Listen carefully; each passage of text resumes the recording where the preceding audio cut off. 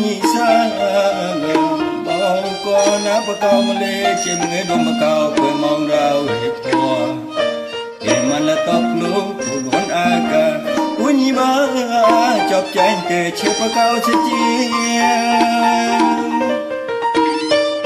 mi sẽ hàn cái tôi con prang chan chi cung long re xoa khoai khá prong lại mong là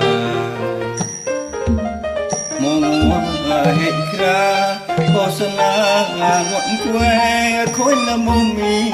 sẽ hàn uo chọc than lo rau thảo mua cho nghiêng của tâm em mong là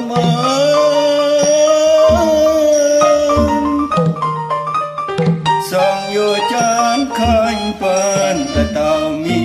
sẽ hà mo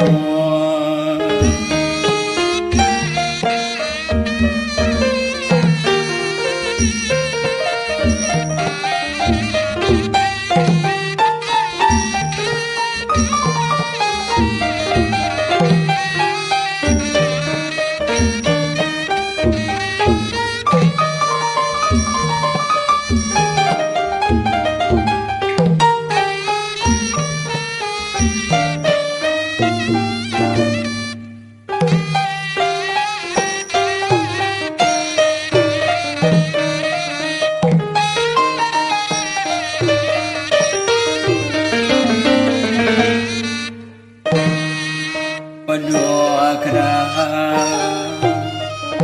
lối tre mùa cây chế cao mùa trổ lộc lá gom quay ra cả là nón mua lệ quạt thế mãn mi sen có lo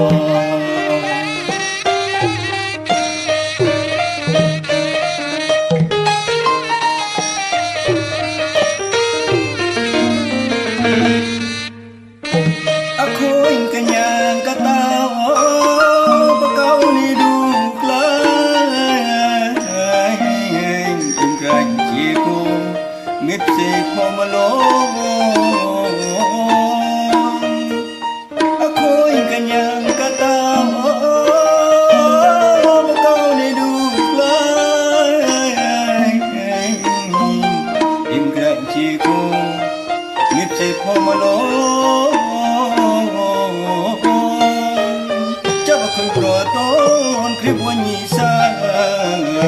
bao con áp cao mà lê chim nghe đom mà cao quê mong rau hiệp hoa thì man là tóc luôn buồn aga của nhị ba chọc chanh kề chiếc mà cao sẽ chi mi sẽ hàn kề tôi có ngon có anh chan chi cung lo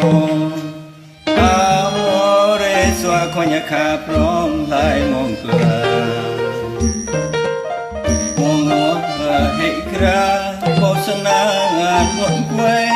khối là mong mi sẽ hàn uo chọc than lo rau và cả mua cho hiên của tâm em mong là